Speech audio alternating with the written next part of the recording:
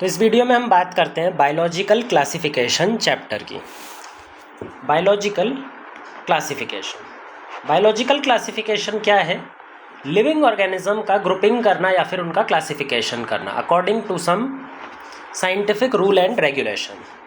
अब ये इस क्लासिफिकेशन कैसे परफॉर्म करते हैं ये हमने पिछले चैप्टर में पढ़ा था, जिसमें हमने टेक्सोनॉमी के डिफरेंट स्टेप्स पढ़े थे। पहले हम आइडेंटिफिकेशन करते हैं, फिर नॉमेनक्लेचर और लास्ट में क्लासिफिकेशन। यहाँ पर इस चैप्टर में हम जो डिफरेंट साइंटिस्ट ने अपने अपने क्लासिफिकेशन लिविंग ऑर्गेनिज्म पर परफॉर्म किए हैं उनके बारे में डिस्कस करने वाले हैं। देखिए, किसी भी चीज़ को क्लासिफाई करने के लिए या फिर उसको ग्रुप करने के लिए पहले हमें उसकी प्रॉपर्टीज़ की स्टडी करनी होती है। एक बार हम उसकी प्रॉपर्टीज़ की स्टडी करते हैं, फिर हम कोई क्राइटेरिया डेवलप करते हैं, जो क्राइटेरिया के बिहाफ पर हम सारे लिविंग ऑर्गेनिजम्स को डिवाइड करते हैं। तो किसी भी क्लासिफिकेशन सिस्टम को पढ़ने से पहले जो सबसे इम्पॉर्टेंट चीज़ होती है वो होता है उसका क्राइटेरिया, कि हमने किस बेसिस पे, किस क्राइटेरिया को लेकर के डिवीज़न परफॉर्म किया है। अब दो तरह के क्राइटेरिया यूज़ किए जा सकते हैं फॉर क्लासिफिकेशन। एक है ह्यूमन बेनिफिट, या फिर ह्यूमंस के लिए किस तरह से एक लिविंग ऑर्गेनिज्म यूज़फुल हो सकता है, उसके बिहाफ पर क्लासिफिकेशन कर सकते हैं। ये जो क्लासिफिकेशन है ये दुनिया का सबसे पहला क्लासिफिकेशन लिविंग ऑर्गेनिज्म का इसी तरह से किया जाता था। जब हम स्टार्टिंग सिविलाइजेशन फेज़ में थे तो वहाँ पर प्री हिस्टोरिक ह्यूमन ऑर्गेनिजम्स को कैसे डिवाइड करते थे? अपने बेनिफिट के हिसाब से। जिन प्लांट से उनको एडिबल चीज़ें मिलती थी उनको क्लासिफाई कर दिया, जिन एनिमल्स से उनको बेनिफिट होता था, जैसे दूध देने वाली जो कैटल्स होती हैं, उनको क्लासिफाई कर दिया। तो ह्यूमंस ने स्टार्टिंग में, जो प्री हिस्टोरिक मैन, बिल्कुल स्टार्टिंग की बात कर रहे हैं हम, किस तरह से लिविंग ऑर्गेनिज्म को क्लासिफाई किया? On the basis of their use for humans. हमारे लिए वो ऑर्गेनिज्म कैसे यूज़फुल हो सकता है इस बिहाफ पर ये जो क्राइटेरिया है ये कोई साइंटिफिक क्राइटेरिया नहीं है, ये तो हमारे बेनिफिट के लिए। अगर हम साइंटिफिक क्लासिफिकेशन की बात करें तो वहाँ पर क्राइटेरिया क्या होना चाहिए? साइंटिफिक होना चाहिए। साइंटिफिक क्राइटेरिया मतलब जो लिविंग ऑर्गेनिज्म को हम क्लासिफाई करने वाले हैं उनके खुद के किसी कैरेक्टर के बेसिस पे, उनकी प्रॉपर्टीज़ के बेसिस पे जब हम लिविंग ऑर्गेनिज्म को डिवाइड करेंगे तो वो बुलाया जाता है साइंटिफिक क्राइटेरिया, और ऐसा क्लासिफिकेशन कहलाता है साइंटिफिक क्लासिफिकेशन। तो अगर हम साइंटिफिक क्लासिफिकेशन की बात करें तो साइंटिफिक क्लासिफिकेशन की स्टार्ट मानी जाती है, या पहला साइंटिफिक क्लासिफिकेशन दिया था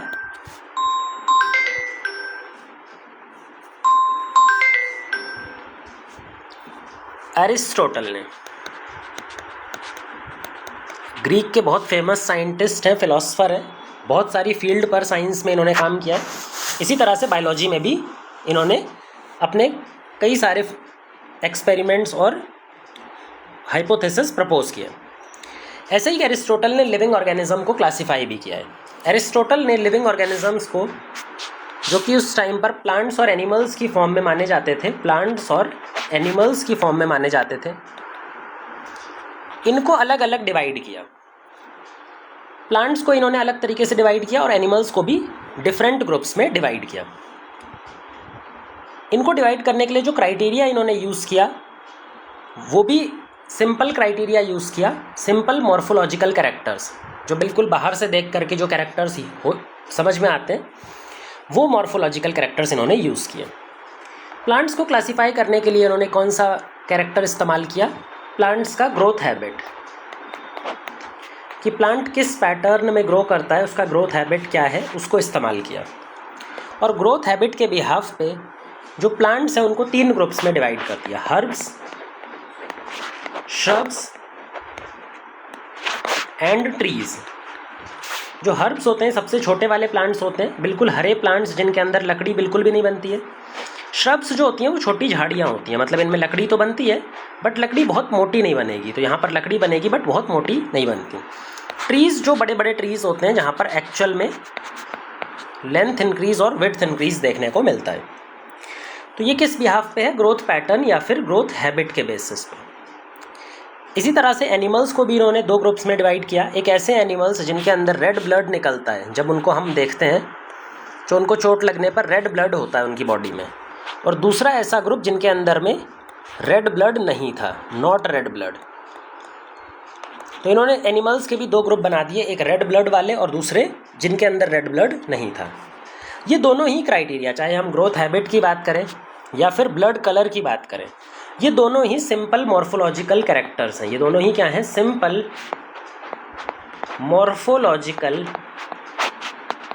कैरेक्टर्स, मतलब जिनको इजीली ऑब्जर्व किया जा सकता है, जिनको देख करके पता लगाया जा सकता है। मॉर्फोलॉजिकल कैरेक्टर्स, बाहरी कैरेक्टर्स जिनको हम इजीली देख करके पता कर सकते हैं। ऐसा इसलिए है क्योंकि इस टाइम तक जो एरिस्टोटल का टाइम है ये बहुत पहले का टाइम है, आज से लगभग 2000 साल पहले का टाइम है। तो उस टाइम पर हमारी जो नॉलेज थी लिविंग ऑर्गेनिज्म की वो बहुत सिंपल या फिर ऊपरी तौर पर थी, तो इससे ज़्यादा कुछ एक्सपेक्ट करना पॉसिबल भी नहीं था उस टाइम पर। इसके बाद हम आते हैं लीनियस के क्लासिफिकेशन सिस्टम पर। अब लीनियस एक बहुत बड़ा नाम है पूरे क्लासिफिकेशन बायोलॉजी में, टेक्सोनॉमी में, क्लासिफिकेशन में, ये बहुत बड़ा नाम है। इन्होंने टेक्सोनॉमी को as a branch of biology establish करने में बहुत इंपॉर्टेंट योगदान दिया है, इसीलिए इनको हम फादर ऑफ टेक्सोनॉमी भी बोलते हैं, फादर ऑफ टेक्सोनॉमी।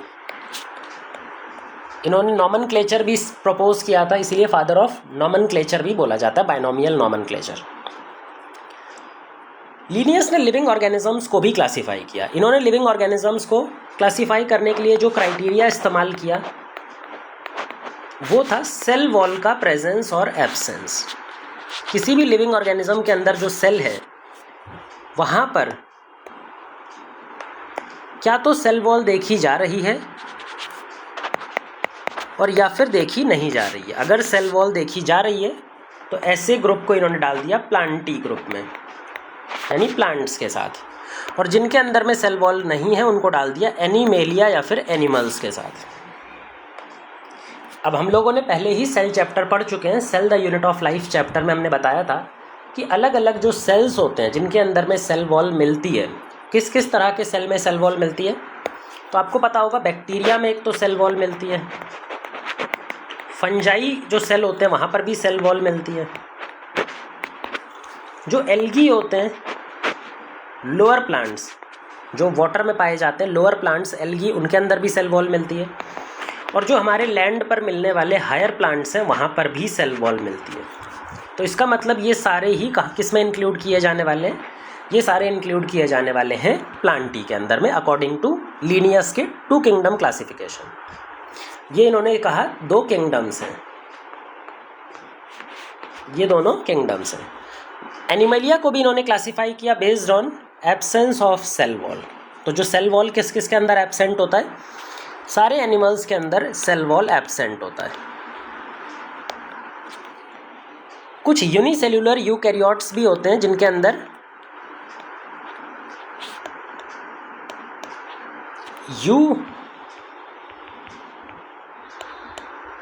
यूकैरियोट्स, क्योंकि एनिमल्स तो जो हायर एनिमल्स होते हैं तो मल्टी सेल्यूलर होते हैं, लेकिन यूनिसेल्यूलर यूकैरियोट्स भी कुछ ऐसे होते हैं जिनके अंदर सेल वॉल नहीं देखने को मिलती। तो यहाँ पर इन दोनों को हमने किस में ग्रुप कर दिया? एनिमेलिया में। अब यहाँ पर प्रॉब्लम क्या है? प्रॉब्लम है कि हमने कम से कम क्राइटेरिया को इस्तेमाल किया है। हमने यहाँ पर मेजर क्राइटेरिया जो इस्तेमाल किया है वो सिर्फ एक ही क्राइटेरिया है, सेल वॉल। अब अगर हम कम क्राइटेरिया को इस्तेमाल करके लिविंग ऑर्गेनिज्म की ग्रुपिंग करते हैं तो उससे प्रॉब्लम क्या होती है कि हमारे पास में जो ग्रुप बनेंगे वो बहुत ही ज़्यादा हेट्रोजिनस टाइप के बनेंगे। मतलब उस ग्रुप के मेंबर्स के बीच में अलग अलग कैरेक्टर्स को लेकर के डिफरेंस दिखाई पड़ेगा। जैसे बैक्टीरिया, फंजाई, एल्गी और प्लांट्स, इनमें कई सारे डिफरेंस होते हैं, बहुत सारे डिफरेंस हैं इनके अंदर। सेल वॉल को छोड़ दिया जाए तो उसके अलावा तो इनके पास बहुत सारे डिफरेंस ही दिखाई पड़ते हैं और कोई सिमिलैरिटी तो है भी नहीं इनके बीच में। तो जब हम कम क्राइटेरिया को पढ़ते हैं तो जो ग्रुप्स बनते हैं, ये ग्रुप्स कैसे बनते हैं? हेट्रोजिनस। इनके जो फीचर्स हैं, इनके जो कैरेक्टर्स हैं वो एक दूसरे के साथ में कम से कम मैच करते हैं। जैसे कुछ एग्जाम्पल जो एनसीईआरटी में दे रखे हैं जो प्रॉब्लमैटिक हैं वो पहले तो हम यहाँ पर लेबल कर लेते हैं। अगर हम प्लांटी किंगडम में देखें जिसमें बहुत सारे डिफरेंट ग्रुप्स हैं, यहाँ पे हमने बैक्टीरिया को रखा हुआ है जो कि एक प्रोकैरियोटिक ग्रुप है। बैक्टीरिया तो प्रोकैरियोट्स होते हैं, उस प्रोकैरियोट को हमने किसके साथ में रखा हुआ है? यूकैरियोट्स के साथ में।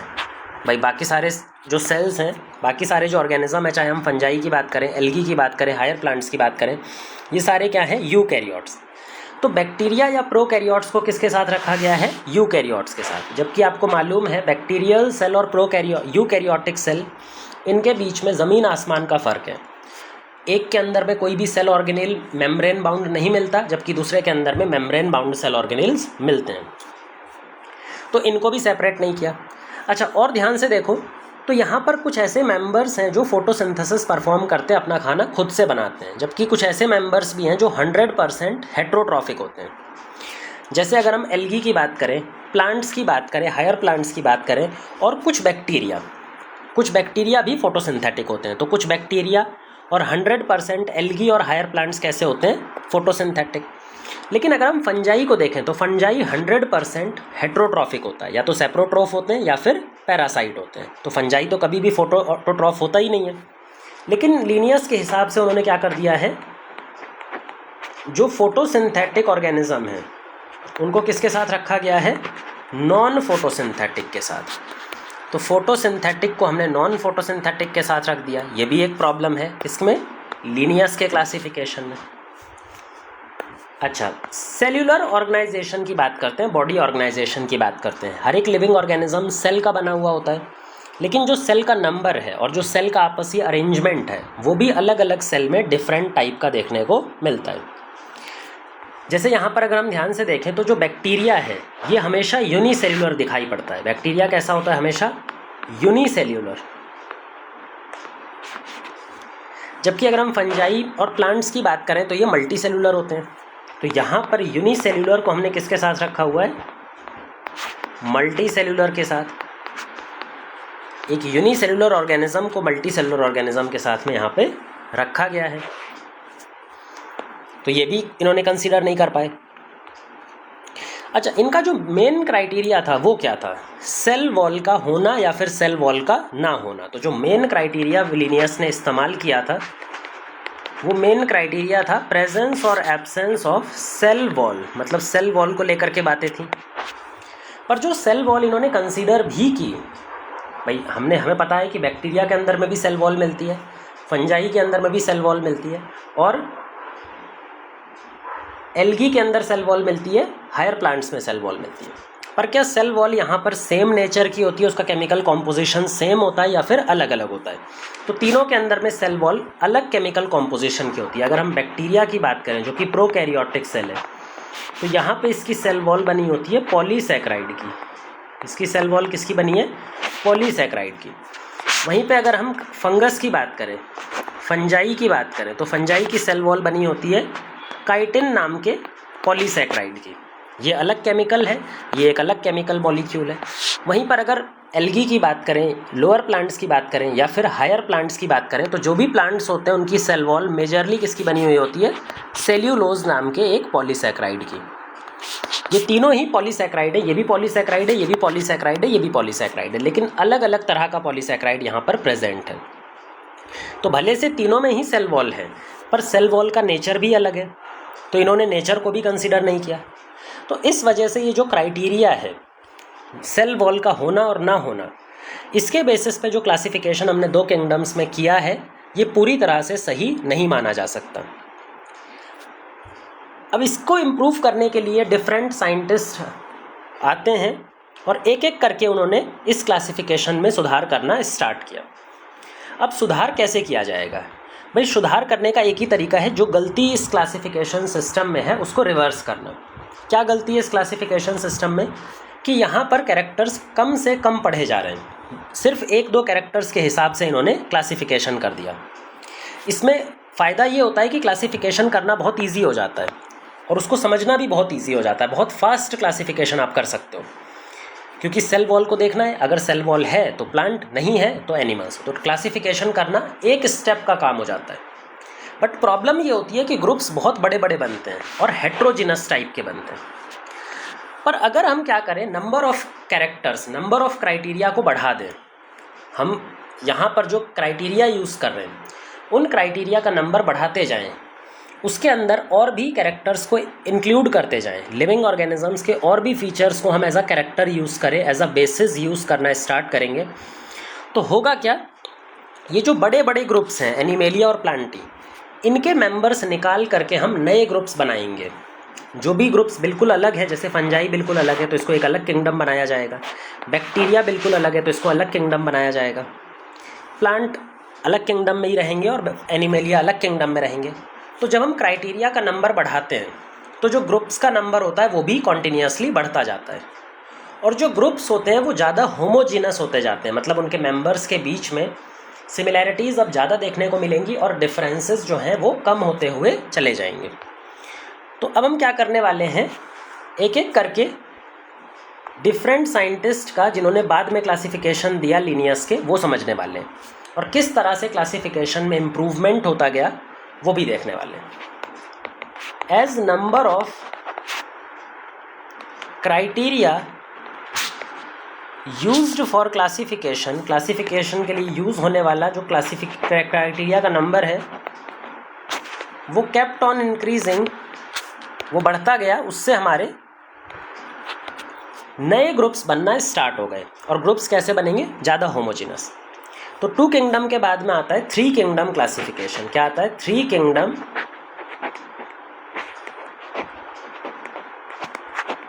क्लासिफिकेशन। इस 3 किंगडम क्लासिफिकेशन में हमने क्या किया, हमने यूनिसेलुलर ऑर्गेनिजम्स को अलग कर दिया। जितने भी यूनिसेलुलर ऑर्गेनिजम्स थे, चाहे वो प्लांटी वाले किंगडम में थे, चाहे वो एनिमल वाले किंगडम में थे, उन दोनों को निकाल करके एक अलग से किंगडम बना दिया और उस किंगडम का नाम दिया प्रोटिस्टा। तो इस किंगडम का क्या नाम दे दिया, प्रोटिस्टा। तो हमारे पास में अब टोटल 3 किंगडम्स हो गए, प्रोटिस्टा, प्लांटी और एनिमेलिया।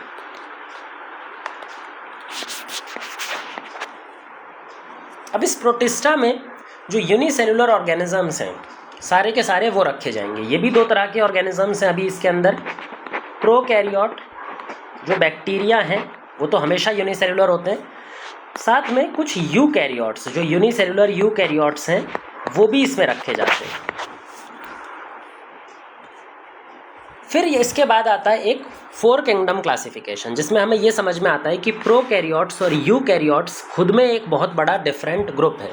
अगर हम इनके सेल की स्टडी करें, इनके सेल के स्ट्रक्चर को पढ़ते हैं तो उसमें बहुत मेजर डिफरेंस दिखाई पड़ता है। बैक्टीरिया और यूकैरियोटिक सेल के आपसी सेल स्ट्रक्चर में बहुत ज़्यादा डिफरेंस दिखाई पड़ता है। इस वजह से हमने इनको भी अलग अलग ग्रुप्स में डिवाइड कर दिया in the next classification system, जिसका नाम है 4 किंगडम क्लासिफिकेशन सिस्टम। तो इसके बाद में हमारे पास में आया 4 किंगडम क्लासिफिकेशन। 4 किंगडम में हमने क्या किया, 4 किंगडम्स बना दिया। अब ये 4 किंगडम्स कौन से हैं, प्लांट तो सेम ही है, एनिमेलिया भी सेम ही है, पर जो प्रोटिस्टा था उससे उठा करके हमने मोनेरा किंगडम बना दिया, बैक्टीरिया किंगडम। अब मोनेरा के अंदर में सारे के सारे यूनिसेल्युलर प्रोकैरियोट्स चले गए। जितने भी यूनिसेल्युलर प्रोकैरियोट्स थे वो हमने यहाँ पर डाल दिए, जबकि जितने भी यूनिसेल्युलर यूकैरियोट्स थे, यूनिसेल्युलर यूकैरियोट्स थे वो सारे हमने यहाँ पर डाल दिए। प्लांटी और एनिमेलिया अलग अलग प्रेजेंट है। तो इस तरह से हमारे पास में टोटल किंगडम्स कितने हो गए, 4 किंगडम। फिर इसके बाद में आता है जो मेजर क्राइटेरिया है, मेजर किंगडम है, एनसीईआरटी में इसको हमें डिस्कस करना है प्रॉपर, उसका नाम है 5 किंगडम क्लासिफिकेशन। तो जो हमारा मेन क्लासिफिकेशन सिस्टम है जो एनसीईआरटी में फॉलो होता है, दैट इज़ 5 किंगडम क्लासिफिकेशन। जैसा इसका नाम सजेस्ट कर रहा है, इसमें टोटल 5 किंगडम्स होते हैं। किसने इसको प्रपोज किया था, आर.एच. विटेकर नाम के एक साइंटिस्ट ने इन द ईयर 1969 में। उन्होंने टोटल 5 किंगडम्स बना दिए। जो 5 किंगडम उन्होंने बनाए उसके बारे में तो हम डिस्कस करेंगे, लेकिन पहले हमें इनके क्राइटेरिया को समझना होगा। भाई कोई भी क्लासिफिकेशन समझने से पहले हमें उसके क्राइटेरिया को समझना होता है। अगर हम पूरे क्राइटेरिया को समझ गए तो क्लासिफिकेशन समझना तो बस थोड़ी देर की बात रह जाती। विटेकर ने क्या किया, विटेकर ने क्लासिफिकेशन करने के लिए मल्टीपल क्राइटेरिया का इस्तेमाल किया। बहुत सारे क्राइटेरिया उन्होंने यूज़ किए एक साथ, जिससे क्या होगा कि जब हम बहुत सारे कैरेक्टर्स एक साथ पढ़ेंगे तो क्लासिफिकेशन करना और ज़्यादा इजी हो जाएगा। हम बिल्कुल छोटे लेवल पर, छोटे से छोटे लेवल पर क्लासिफिकेशन जा कर के कर पाएंगे। अगर थोड़ी भी सिमिलैरिटी होगी तो वहाँ पर भी उसको आइडेंटिफाई कर पाएंगे। क्या क्या क्राइटेरिया इन्होंने इस्तेमाल किया? पहला क्राइटेरिया इन्होंने इस्तेमाल किया सेल स्ट्रक्चर। इन्होंने इस्तेमाल किया सेल स्ट्रक्चर, मतलब सेल किस तरह का स्ट्रक्चर है, क्या सेल प्रोकैरियोटिक है या फिर ये सेल यूकैरियोटिक है। भाई कोई सेल या तो प्रोकैरियोटिक होगा या तो यूकैरियोटिक होगा, तो इनमें से कौन सा वाला है ये चीज़ समझिए। दूसरा है बॉडी ऑर्गेनाइजेशन, जो सेकंड है दैट इज बॉडी ऑर्गेनाइजेशन, कि उनकी बॉडी में सेल का अरेंजमेंट किस तरह का है। क्या यहाँ पर यूनिसेल्यूलर अरेंजमेंट है, क्या एक ही सेल से पूरी बॉडी बनी हुई है, या फिर मल्टी सेलुलर अरेंजमेंट है, मल्टीपल सेल से मिल करके बॉडी बनी हुई है। अगर तो यूनिसेलुलर अरेंजमेंट है तो सारे के सारे लाइफ के काम एक ही सेल करवाता है, पर अगर मल्टी सेलुलर कंडीशन है तो ऐसी कंडीशन में बॉडी में मल्टीपल सेल देखने को मिलते हैं, thousands of cell, millions of cell, billions of cells देखने को मिलते हैं। तो ये जो डिफरेंट सेल्स हैं, जो मल्टीपल सेल्स हैं, उनका आपसी अरेंजमेंट किस तरह का है। क्या वो आपस में अरेंज होकर के टिश्यू बनाते हैं, या फिर ऑर्गन बनाते हैं, या फिर ऑर्गन सिस्टम बनाते हैं। ये हायर लेवल बढ़ता जा रहा है, टिश्यू से बड़ा होता है ऑर्गन, ऑर्गन से बड़ा होता है ऑर्गन सिस्टम, और यूनिसेल्युलर अलग ही कंडीशन हो जाती है जो सबसे छोटी है। तो मल्टी सेलुलर ऑर्गेनिज्म के अंदर में क्या टिश्यू लेवल का ऑर्गेनाइजेशन है, क्या ऑर्गन लेवल का ऑर्गेनाइजेशन है, या फिर ऑर्गन सिस्टम लेवल का ऑर्गेनाइजेशन है, ये भी इन्होंने स्टडी किया। तो दूसरा क्राइटेरिया भी पढ़ा। जो तीसरा क्राइटेरिया इन्होंने इंक्लूड किया स्टडी करने के लिए, that was mode of nutrition. Mode of nutrition, हम ये भी बोल सकते हैं कि अगर सारे क्राइटेरियाज में विटेकर के लिए जो सबसे इम्पॉर्टेंट क्राइटेरिया था वो एक, अगर किसी क्राइटेरिया को चूज़ करना हो तो सबसे इम्पॉर्टेंट क्राइटेरिया होता है मोड ऑफ न्यूट्रिशन। तो ये mode of nutrition major criteria है विटेकर का क्लासिफिकेशन का। भाई मोड ऑफ न्यूट्रिशन होते कितने तरह का है, तो उसके पहले हमें पता होना चाहिए कि न्यूट्रिशन हम कहते किसको हैं।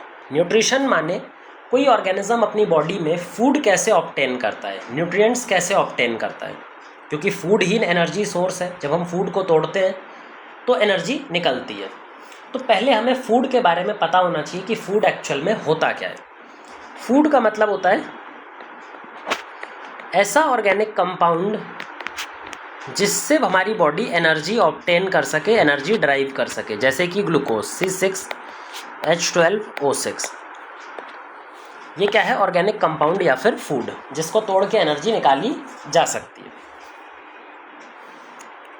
अब फूड किस तरह से कोई लिविंग ऑर्गेनिज्म अपनी बॉडी में ये जो कार्बन सोर्स है, रिड्यूस्ड कार्बन कंपाउंड या ऑर्गेनिक कंपाउंड, ये अपनी बॉडी में कैसे ऑब्टेन करता है, इसी मोड को बुलाया जाता है न्यूट्रिशन। न्यूट्रिशन दो टाइप्स का होता है, एक ऑटोट्रॉफिक और एक हेट्रोट्रॉफिक। एक होता है हमारा ऑटोट्रॉफिक और एक होता है हेट्रोट्रॉफिक।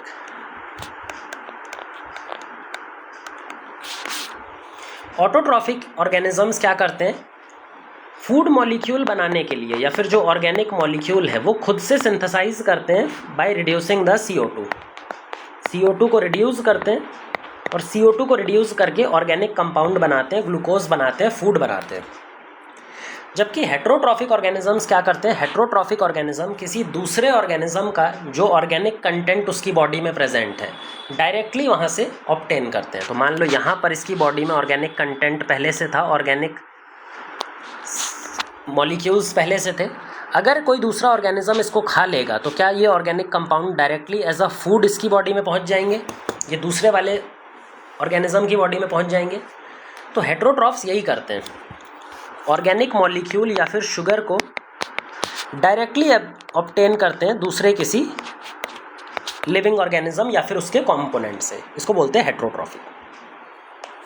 अब ऑटोट्रॉफ मोड ऑफ न्यूट्रिशन भी मेजर दो तरह का होता है, chemo autotrophic and photo autotrophic. Photo autotrophic और दूसरा होता है कीमो ऑटोट्रॉफिक।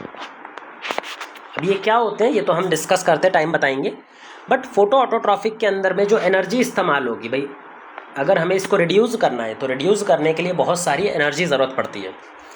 एनर्जी अगर हम कहाँ से ऑब्टेन करें, सनलाइट से। अगर हम सनलाइट से ये एनर्जी ऑब्टेन करते हैं तो इस तरह के न्यूट्रिशन को बोलते हैं फोटो ऑटोट्रॉफिक। अगर हम किसी केमिकल रिएक्शन में निकलने वाली एनर्जी को इस्तेमाल करते हैं तो उस ऑटोट्रॉफिक न्यूट्रिशन को बुलाया जाता है कीमो ऑटोट्रॉफिक न्यूट्रिशन। तो ऑटोट्रॉफिक भी दो तरह का न्यूट्रिशन होता है, फोटो ऑटोट्रॉफिक और कीमो ऑटोट्रॉफिक। इनके बारे में और अच्छे से बात करेंगे जब बैक्टीरिया की बात करेंगे। अब हेट्रोट्रॉफिक की बात करें, हेट्रोट्रॉफिक खुद भी चार तरह का होता है। हेट्रोट्रॉफिक खुद भी चार तरह का होता है। पहला होता है पैरासिटिक, दूसरा होता है सिम्बायोटिक, फिर होता है सेप्रोट्रॉफिक, लास्ट है होलोजोइक। तो ये चार डिफरेंट टाइप्स के हेट्रोट्रॉफिक न्यूट्रिशन है। इन सब का मतलब अलग अलग होता है। पैरासिटिक और सिम्बायोटिक न्यूट्रिशन जो होता है, यहाँ पर जो लिविंग ऑर्गेनिज्म है वो किसी दूसरे लिविंग ऑर्गेनिज्म पर डिपेंड करता है। तो ये एक लिविंग ऑर्गेनिज्म है जिसको हम होस्ट बुलाते हैं, और इसके ऊपर में हमारा छोटा वाला लिविंग ऑर्गेनिज्म डिपेंड करता है अपने फूड के लिए। तो ये जो ऑर्गेनिज्म है अपना फूड कहाँ से ऑब्टेन करेगा, होस्ट की बॉडी से, यहाँ से डायरेक्टली एब्जॉर्ब करेगा। दोनों कंडीशन में, चाहे पैरासिटिक हो चाहे सिम्बायोसिस हो। फिर दोनों में फ़र्क क्या है, दोनों को हमने अलग अलग क्यों लिखा है, इसका रीज़न है दोनों का जो इम्पैक्ट एक दूसरे पे होता है वो अलग होता है। पैरासिटिक मोड ऑफ में जो पैरासिटिक न्यूट्रिशन है, यहाँ पर होस्ट को हार्म होता है, होस्ट को नुकसान होता है। इस इंटरेक्शन से जो होस्ट होता है वो क्या होता है, उसको नुकसान होता है। इसको तो अपना फूड मिल गया लेकिन होस्ट को कुछ भी नहीं मिलता, उसका फूड कम हो जाता है बल्कि। तो होस्ट का क्या है यहाँ पे, नुकसान। जबकि सिम्बायोसिस में ऐसा नहीं होता। सिम्बायोसिस में दोनों को फ़ायदा होता है। जो हमारा ऑर्गेनिज्म है जो फूड ऑब्टेन कर रहा है इसको भी फ़ायदा होगा, और जो दूसरा वाला होस्ट है इसको भी फ़ायदा होगा। तो यहाँ पर एक अंडरस्टैंडिंग एसोसिएशन होती है दो लिविंग ऑर्गेनिज्म के बीच में, जहाँ पर वो दोनों एक दूसरे के साथ में कोऑर्डिनेटेड फंक्शन करते हैं। कुछ फंक्शन पहला वाला परफॉर्म कर देता है और उसका कॉम्प्लीमेंट्री फंक्शन दूसरा वाला परफॉर्म कर देता है। तो ये भी खाना दूसरे लिविंग ऑर्गेनिज्म से ही लेता है बट उसको बेनिफिट करता है। तो यहाँ पर होस्ट को भी क्या मिलने वाला है, बेनिफिट।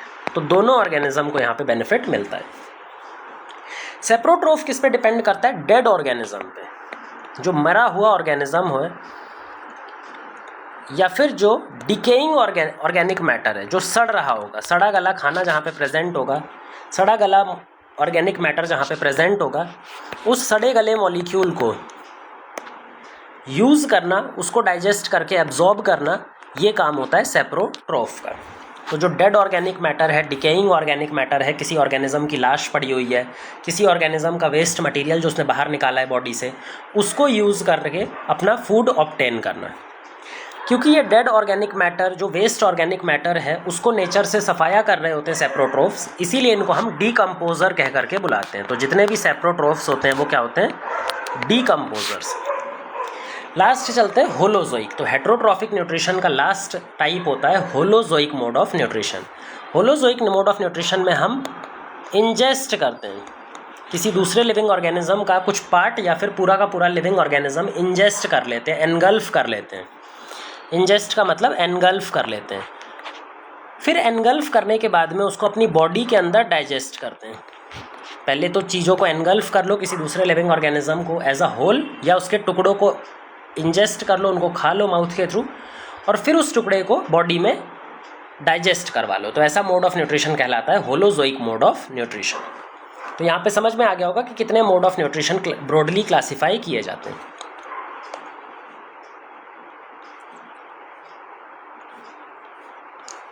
तो मोड ऑफ न्यूट्रिशन भी एक इम्पॉर्टेंट क्राइटेरिया था फॉर विटेकर। इसके बाद आता है रिप्रोडक्शन।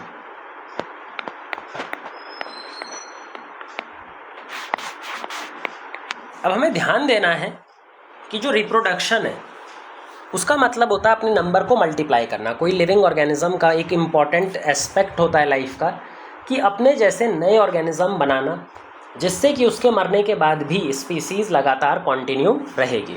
इसी प्रोसेस को बुलाया जाता है रिप्रोडक्शन। रिप्रोडक्शन के भी कई सारे मेथड्स होते हैं। एसेक्सुअल मेथड, जहाँ पे सिंगल पेरेंट इन्वॉल्व होता है और वो सिंगल पेरेंट डायरेक्टली नया जर्मिनेशन या फिर नया एम्ब्रियो बना देता है। सेक्सुअल रिप्रोडक्शन जो होता है वहाँ पर मेल और फीमेल इंडिविजुअल इन्वॉल्व होते हैं, उनके अंदर मेल और फीमेल गैमीट रिस्पेक्टिवली बनते हैं, वो फ्यूज़ होते हैं, फ्यूज़ होने के बाद में जाइगोट का फॉर्मेशन करते हैं। तो ये रिप्रोडक्शन मेथड है। तो रिप्रोडक्शन तो खैर बहुत बड़ा टॉपिक हो जाता है, इसको हमें अलग अलग डील करना पड़ेगा। हर किंगडम के साथ में, हर ग्रुप के साथ में हम रिप्रोडक्शन को अलग तरीके से डील करेंगे। एक और इम्पॉर्टेंट जो फीचर या फिर क्राइटेरिया विटेकर ने इस्तेमाल किया उसका नाम है इवोल्यूशनरी रिलेशनशिप। इवोल्यूशनरी रिलेशनशिप, जिसको हम फाइलोजेनी भी बोलते हैं।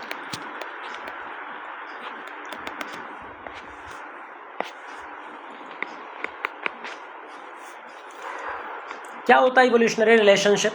लिविंग ऑर्गेनिज्म कांस्टेंट या फिर बिल्कुल स्टैटिक चीज़ें नहीं होती हैं। लिविंग ऑर्गेनिज्म की प्रॉपर्टी होती है कि वो धीरे धीरे अपने अंदर चेंजेस लाती हैं और एक टाइम के बाद में जो ए स्पीसीज़ थी वो दो अलग अलग स्पीसीज़ में डिवाइड हो जाती है। मतलब ये जो ए है ये एक कॉमन एंसेस्टर है दोनों नई स्पीसीज़ का, चाहे हम बी की बात करें या सी की बात करें, इन दोनों का कॉमन एंसेस्टर कौन है? ए। अगर इन दोनों का कॉमन एंसेस्टर सेम है तो क्या इनके बीच में भी कुछ सिमिलैरिटीज़ होनी चाहिए भाई, तभी तो इनका कॉमन एंसेस्टर है ना, इनका कुछ ना कुछ पास्ट जुड़ा हुआ है, तो इनके भी जो सिमिलैरिटीज़ देखने को मिलेंगी। तो ऐसी सिमिलैरिटीज़ जो इवोल्यूशन की वजह से, इवोल्यूशनरी रिलेशनशिप की वजह से डेवलप करती हैं, उन्हीं को बुलाया जाता है फाइलोजेनी, इवोल्यूशनरी रिलेशनशिप।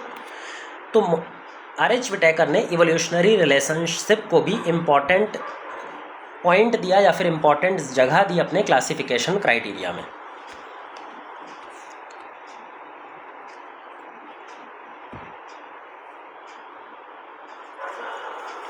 अगर इवोल्यूशनरी सिग्निफिकेंस के हिसाब से हम पांचों ग्रुप्स को डिवाइड करें तो किस तरह से ये डिवाइड होगा? सबसे नीचे आएगा मोनेरा।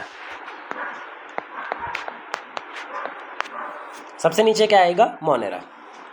मोनेरा से क्या इवोल्व हुआ है? मोनेरा से इवोल्व हुआ है प्रोटिस्टा। मोनेरा से इवोल्व हुआ है प्रोटिस्टा।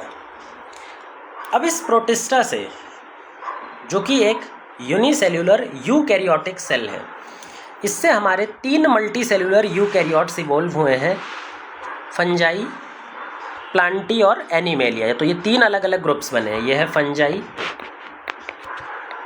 ये है प्लांटी और ये है एनिमल। 3 अलग अलग ग्रुप में ये डिवाइड कर गया, इस तरह से, इस तरह से और इस तरह से। इसको बोलते हैं इवोल्यूशनरी रिलेशनशिप। लिविंग ऑर्गेनिजम्स के बीच में या फिर ये जो पांचों ऑर्गन्स हैं इनके बीच में इवोल्यूशनरी रिलेशनशिप किस तरह का है। बाकी कैरेक्टरिस्टिक भी यहीं पर देख लेते हैं, यहीं पर उसको ड्रॉ कर लेते हैं। देखो जो मोनेरा है ये कैसा है? प्रोकैरियोटिक पर यूनिसेल्यूलर, जबकि प्रोटिस्टा क्या है? यूनिसेल्यूलर तो है अभी भी बट यूकैरियोटिक है, ये यूकैरियोट में आता है। ये तीनों के तीनों ग्रुप्स कैसे हैं? Multi cellular eukaryotes. तो ये तीनों के तीनों ही मल्टी सेल्यूलर यूकैरियोट्स हैं। अगर सेल वॉल की बात करें तो मोनेरा के अंदर में हमेशा सेल वॉल पाई जाती है, कुछ एक्सेप्शंस को छोड़ देंगे। अभी हम याद रखेंगे कि हर एक सेल में, मोनेरा के सेल में या बैक्टीरियल सेल में सेल वॉल देखने को मिलती है। जो सेल वॉल देखने को मिलती है उसका केमिकल कॉम्पोजिशन भी हमें पता होना चाहिए। केमिकल कॉम्पोजिशन इसका पेप्टिडोग्लाइकन होता है। ये पेप्टिडोग्लाइकन की सेल वॉल होती है।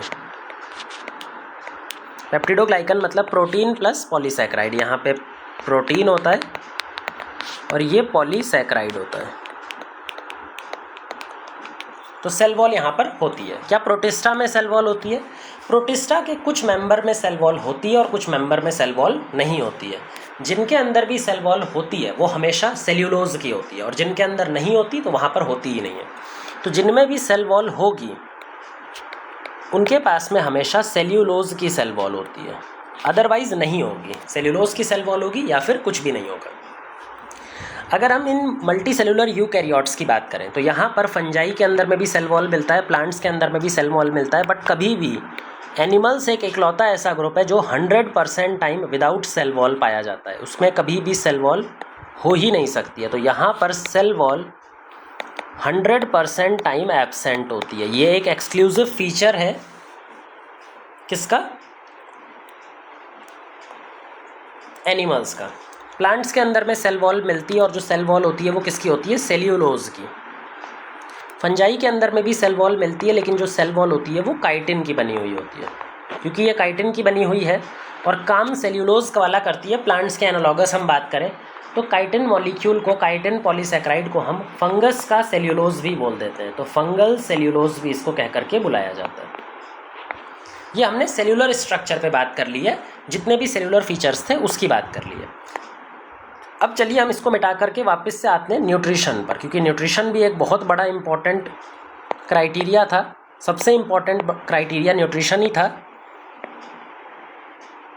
फॉर विटेकर के क्लासिफिकेशन सिस्टम के लिए। तो अब हम बात करेंगे यहाँ पे न्यूट्रिशन की। भाई न्यूट्रिशन में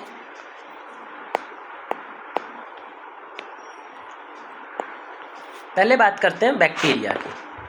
जो बैक्टीरिया है ये बहुत ज़्यादा डाइवर्सिटी दिखाता है अपने न्यूट्रिशन के अंदर में। बैक्टीरिया फोटोट्रॉफिक भी हो सकता है, मतलब फोटो ऑटोट्रॉफिक भी हो सकता है, और कीमो ऑटोट्रॉफिक भी हो सकता है। ऑटोट्रॉफ तो हो ही सकता है, बट ऑटोट्रॉफ में भी ये दोनों तरह का ऑटोट्रॉफ हो सकता है, फोटो ऑटोट्रॉफ भी और कीमो ऑटोट्रॉफ भी। ऑटोट्रॉफ के साथ में क्या ये हेट्रोट्रॉफ भी हो सकता है? बिल्कुल, ये हेट्रोट्रॉफ भी हो सकता है। हेट्रोट्रॉफ में ये पैरासाइट हो सकता है, सेप्रोट्रोफ हो सकता है, मतलब सड़ा गला खा करके डिकम्पोजर की तरह बिहेव कर सकता है, सिम्बायोटिक ऑर्गेनाइजेशन भी दिखा सकता है, कुछ भी दिखा सकता है।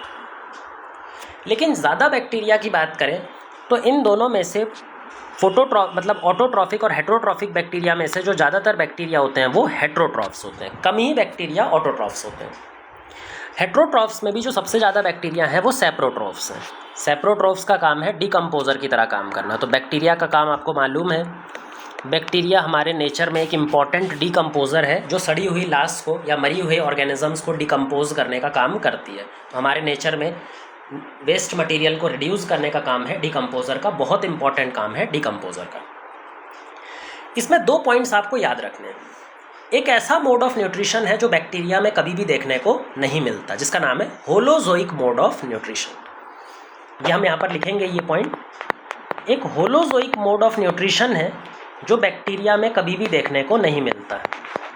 ना सिर्फ बैक्टीरिया में, होलोजोइक मोड ऑफ न्यूट्रिशन हर उस ऑर्गेनिज्म में देखने को नहीं मिलेगा जिसके पास में सेल वॉल प्रेजेंट हो।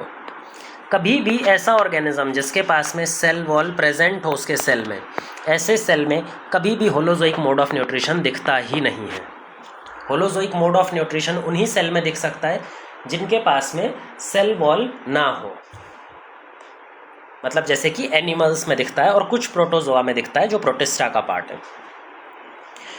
ये एक क्राइटेरिया हो गया कि बैक्टीरिया के पास में होलोजोइक मोड ऑफ न्यूट्रिशन नहीं होता। लेकिन बैक्टीरिया के पास में एक ऐसा भी मोड ऑफ न्यूट्रिशन है जो उसके लिए एक्सक्लूसिव है, किसी दूसरे के पास में वो देखने को नहीं मिलता, जिसका नाम है कीमो ऑटोट्रॉफिक।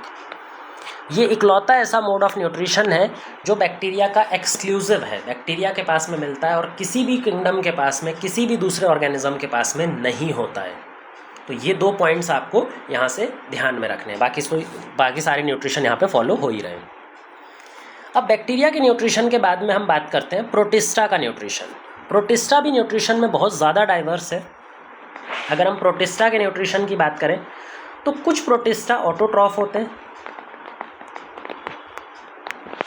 ऑटोट्रॉफ में फोटो ऑटोट्रॉफ्स, कीमो ऑटोट्रॉफ हो नहीं सकते क्योंकि कीमो ऑटोट्रॉफिक न्यूट्रिशन बैक्टीरिया का एक्सक्लूसिव फीचर है। जो भी protista autotrophic mode of nutrition दिखाएगा वो सिर्फ और सिर्फ photo autotrophic mode of nutrition दिखा सकता है। कुछ प्रोटिस्टा हेट्रोट्रॉफिक भी होते हैं। कुछ प्रोटिस्टा कैसे होते हैं? हेट्रोट्रॉफ्स, मतलब हेट्रोट्रॉफिक न्यूट्रिशन वो शो करते हैं। अब हेट्रोट्रॉफिक न्यूट्रिशन में भी किस तरह का न्यूट्रिशन प्रोटिस्टा शो कर सकता है? हेट्रोट्रॉफिक न्यूट्रिशन में हर एक न्यूट्रिशन प्रोटिस्टा दिखा सकता है। प्रोटिस्टा सेप्रोट्रोफ भी हो सकता है, सड़ा गला खाने वाला, डिकम्पोजर की तरह बिहेव करने वाला भी हो सकता है। पैरासाइट भी हो सकता है, दूसरों को नुकसान पहुंचा करके उससे छीनने वाला। सिम्बायोंट भी हो सकता है, और तो और होलोजोइक भी हो सकता है, जो कि बैक्टीरिया नहीं हो पा रहा था, होलोजोइक भी हो सकता है। ठीक है, तो ये हेट्रोट्रॉफ्स में तो हर एक न्यूट्रिशन फॉलो कर सकता है। ऑटोट्रॉफ्स में सिर्फ एक न्यूट्रिशन है जो इसके पास नहीं होता, कीमो ऑटोट्रॉफिक, क्योंकि वो बैक्टीरिया का एक्सक्लूसिव फीचर है। अब अगर बात करें हम हमारे मल्टी सेलुलर यूकैरियोट्स की, जिसमें हमारे फंजाई, प्लांटी और एनिमेलिया आते हैं, तो प्लांट्स, फंजाई के अंदर में जो हेट्रो मोड ऑफ न्यूट्रिशन है वो 100% हेट्रोट्रॉफिक है। वो हमेशा 100% कैसा होता है? हेट्रोट्रॉफ। हेट्रोट्रॉफ्स में भी कौन कौन सा? या तो पैरासाइट होगा, या तो सिम्बायोंट होगा, या तो सेप्रोट्रोफ होगा, सड़ा गला खाने वाला है। इसमें से जो मेजर होता है वो सेप्रोट्रोफ होता है। फंजाई भी बैक्टीरिया की तरह बहुत इंपॉर्टेंट डिकम्पोजर है। दूसरा जो इंपॉर्टेंट डिकम्पोजर है बैक्टीरिया के बाद वो फंजाई ही है। अगर प्लांट की बात करें तो प्लांट के अंदर photo autotrophic mode of nutrition होता है। किस तरह का? फोटो ऑटोट्रॉफिक, मतलब ये खाना अपना खुद से बनाता है लाइट की प्रेजेंस में। इस तरह के मोड ऑफ न्यूट्रिशन को होलोफिटिक भी बोलते हैं। फोटोसिंथेटिक मोड ऑफ न्यूट्रिशन को हम होलोफिटिक मोड ऑफ न्यूट्रिशन भी बोलते हैं।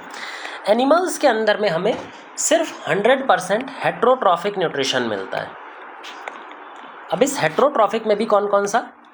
ये हो सकता है पैरासाइट हो,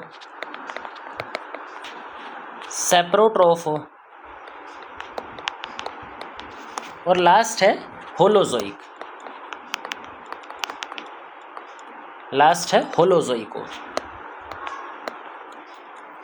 तो होलोजोइक मोड ऑफ न्यूट्रिशन जो है वो बहुत बड़ा कैरेक्टरिस्टिक फीचर है प्लांट्स का। ज़्यादातर प्लांट्स एनिमल्स का, ज़्यादातर animals holozoic mode of nutrition को ही एक्सप्रेस करते हैं। तो ये हमने बता दिया इनका मोड ऑफ न्यूट्रिशन के बेसिस पे जो मेन क्राइटेरिया है फॉर विटेकर के क्लासिफिकेशन के लिए। अब अगर ध्यान से देखो भाई, एक और चीज़ हम यहाँ पे ही नोटिस कर लेते हैं ताकि बाद में हमें इसको पढ़ने में प्रॉब्लम नहीं आएगी। इन पांचों में से एक ऐसा किंगडम है जिसका रिलेशन बाकी चारों के साथ है, जिसको हम बोल रहे हैं प्रोटिस्टा। क्या प्रोटिस्टा का रिलेशन मोनेरा के साथ भी है? बिल्कुल। क्या प्रोटिस्टा का रिलेशन फंजाई के साथ में भी है? बिल्कुल। क्या प्रोटिस्टा का रिलेशन प्लांट्स के साथ में भी है? बिल्कुल। क्या प्रोटिस्टा का रिलेशन एनिमल्स के साथ भी है? बिल्कुल। तो प्रोटिस्टा एक ऐसा किंगडम है जिसका रिलेशन बाकी चारों के साथ में ब्रांच कर रहा है। वो कॉमन पॉइंट है, वो सारे उससे कनेक्टेड है। इसी वजह से प्रोटिस्टा के बहुत सारे फीचर फंजाई से मैच करते हैं, बहुत सारे फीचर प्लांटी से मैच करते हैं, बहुत सारे एनिमल्स से मैच करते हैं, और कुछ क्राइटेरिया बैक्टीरिया से भी मैच करते हैं। तो जो सबसे कंफ्यूजिंग ग्रुप है आज के टाइम पर, सबसे कंट्रोवर्शियल ग्रुप, सबसे ज़्यादा कंफ्यूजिंग ग्रुप है 5 किंगडम क्लासिफिकेशन के हिसाब से, जिसको 5 किंगडम क्लासिफिकेशन बहुत अच्छे से एक्सप्लेन नहीं कर पाता, वो किंगडम है किंगडम प्रोटिस्टा। किंगडम प्रोटिस्टा में अभी भी प्रॉब्लम बची हुई है। 5 किंगडम में भी उसमें बहुत क्लैरिटी नहीं दिखाई पड़ती। तो ये क्राइटेरिया हो गया विटेकर के, जो हमारे डिफरेंट क्राइटेरियाज हो गए वो हमने यहाँ पर देख लिए। अब इसके बाद में आता है 6 किंगडम क्लासिफिकेशन। भाई 5 किंगडम क्लासिफिकेशन के बाद में क्या आएगा? 6 किंगडम क्लासिफिकेशन। जो 6 किंगडम क्लासिफिकेशन था उसको प्रपोज किया था कार्ल वूस ने। 6 किंगडम क्लासिफिकेशन, इसको प्रपोज किया था कार्ल वूस ने। कार्ल वूस ने बोला कि भाई बैक्टीरिया जो है ना, जो मोनेरा किंगडम में बैक्टीरिया है वो मोनेरा किंगडम बैक्टीरिया के साथ में प्रोकैरियोटिक सेल के साथ में जस्टिफिकेशन नहीं कर पा रहा, क्योंकि प्रोकैरियोटिक सेल दो तरह के होते हैं, उनके बीच में भी कुछ ना कुछ डिफरेंस दिखाई पड़ता है। अगर हम प्रोकैरियोटिक सेल की बात करें तो वो दो तरह के होते हैं, उनके अंदर कहीं ना कहीं पे डिफरेंस दिखाई पड़ता है, और जो मेजर डिफरेंस दिखाई पड़ता है वो उनके 16S rRNA सीक्वेंस में दिखाई पड़ता है, जो कि एक बहुत इंपॉर्टेंट सीक्वेंस है। अगर हमें किसी भी ऑर्गेनिज्म को प्रोकैरियोट को क्लासीफाई करना होगा तो हम 16S rRNA की सीक्वेंस में कैसा वेरिएशन है उसके बेसिस पे कर सकते हैं। तो प्रोकैरियोट के लिए उन्होंने 2 किंगडम्स बना दिए। प्रोकैरियोट्स के लिए उन्होंने कितने किंगडम्स बना दिए? 2 किंगडम्स। कौन कौन से? एक बना दिया आर्कीबैक्टीरिया और एक बना दिया यूबैक्टीरिया। आर्कीबैक्टीरिया पुराने बैक्टीरिया है, बहुत ही प्रिमिटिव टाइप के बैक्टीरिया। सबसे प्रिमिटिव जो बैक्टीरिया हैं वो आर्कीबैक्टीरिया कहलाते हैं, और जो टिपिकल बैक्टीरिया हैं, ट्रू बैक्टीरिया हैं आज के टाइम के, उनको इन्होंने रख दिया यूबैक्टीरिया किंगडम में। तो किंगडम प्रोकैरियोट्स को लिए उन्होंने 2 डिफरेंट किंगडम्स बना दिए, एक आर्कीबैक्टीरिया किंगडम और एक यूबैक्टीरिया किंगडम। तो अब टोटल किंगडम्स कितने हो गए हमारे पास में? 6 किंगडम्स। कौन कौन से? यहाँ पर लिख लेते हैं। एक है आर्कीबैक्टीरिया, फिर है यूबैक्टीरिया, फिर है हमारे पास में प्रोटिस्टा, फंजाई, प्लांटी और एनिमेलिया। ये 6 किंगडम्स हो गए, 1 2 3 4 5 और 6, जिसमें से 2 किंगडम में प्रोकैरियोट्स को रखा गया है, आर्कीबैक्टीरिया और यूबैक्टीरिया, बल्कि 4 किंगडम्स में प्रोटिस्टा, फंजाई, प्लांटी और एनिमेलिया में यूकैरियोट्स को डाला गया है। कार्ल वूस ने एक और चीज़ बताया। कार्ल वूस ने बताया कि भाई किंगडम जो है, जिसको अभी तक हम सबसे हाईएस्ट टैक्सोनॉमिक कैटेगरी का दर्जा दे रहे थे, उन्होंने बोला कि किंगडम सफिशिएंट हाईएस्ट कैटेगरी नहीं है। किंगडम के ऊपर भी कुछ ना कुछ एक कैटेगरी हमें बना करके देनी पड़ेगी, मतलब किंगडम से ऊपर भी एक कैटेगरी होनी चाहिए। तो जो किंगडम के ऊपर कैटेगरी आती है उसको उन्होंने बुलाया डोमेन। तो किंगडम के ऊपर भी उन्होंने एक एडिशनल कैटेगरी बना दी, जिसको इन्होंने नाम दिया डोमेन। किंगडम के ऊपर कैटेगरी बनाई डोमेन, जिसको सुप्रा किंगडम कैटेगरी भी बोलते हैं, किंगडम से ऊपर वाली कैटेगरी। तो अब टोटल कैटेगरी कितनी हो जाएंगी? 8। अभी तक हम 7 पढ़ रहे थे, kingdom, phylum, class, order, family, genus, है ना। तो अब टोटल 8 हो गई। 8वीं कैटेगरी कौन सी बना दी? डोमेन। तो टोटल डोमेन कितने बनाए इन्होंने? टोटल डोमेन बनाए 3। एक बनाया आर्किया, एक बनाया बैक्टीरिया और एक बनाया यूकैरिया। ये 3 क्या है? डोमेन। एक डोमेन, दूसरा डोमेन, तीसरा डोमेन। इन डोमेन के अंदर में किंगडम्स प्रेजेंट है। आर्किया डोमेन में एक ही किंगडम है, आर्कीबैक्टीरिया। बैक्टीरिया डोमेन में एक ही किंगडम है, यूबैक्टीरिया। जबकि यूकैरिया डोमेन में 4 किंगडम्स हैं, प्रोटिस्टा, फंजाई, प्लांटी और एनिमेलिया। तो टोटल 4 किंगडम्स हैं। अब यहाँ पे अगर हम देखें तो डोमेन, जो 3 डोमेन हैं, उसमें 2 डोमेन प्रोकैरियोट्स के लिए हैं और 1 डोमेन यूकैरियोट के लिए। किंगडम की बात करें तो 2 किंगडम प्रोकैरियोट के लिए हैं और 4 किंगडम यूकैरियोट के लिए। ठीक है, तो इस तरह के कई सारे क्वेश्चन यहाँ पर बन जाते हैं। इस क्लासिफिकेशन को जो कार्ल वूस ने प्रपोज किया था, इसी का नाम है 3 डोमेन क्लासिफिकेशन सिस्टम, या इसी को दूसरी जगह पे हम 6 किंगडम क्लासिफिकेशन सिस्टम भी बोल देते हैं, क्योंकि ये दोनों तरह से लिखा जा सकता है, 6 किंगडम क्लासिफिकेशन सिस्टम या फिर 3 डोमेन क्लासिफिकेशन सिस्टम। तो ये हो गया हमारा जो बेसिस है, डिफरेंट क्राइटेरियाज हैं डिफरेंट साइंटिस्ट के, जो क्लासिफिकेशन सिस्टम है वो हमने डिस्कस कर लिए, उनके बेसिक्स डिस्कस कर लिए। अब नेक्स्ट वीडियो में हम 5 किंगडम क्लासिफिकेशन के हिसाब से एक एक ग्रुप को पढ़ने लगेंगे। पहले हम मोनेरा पढ़ेंगे, फिर प्रोटिस्टा पढ़ेंगे और फंजाई पढ़ेंगे। तो इस चैप्टर में यही 3 किंगडम दिए हुए, फिर उसके बाद में हम प्लांटी किंगडम अगले चैप्टर में, जो प्लांट किंगडम अलग से एक चैप्टर दिया हुआ है, वहाँ पर पढ़ने वाले हैं।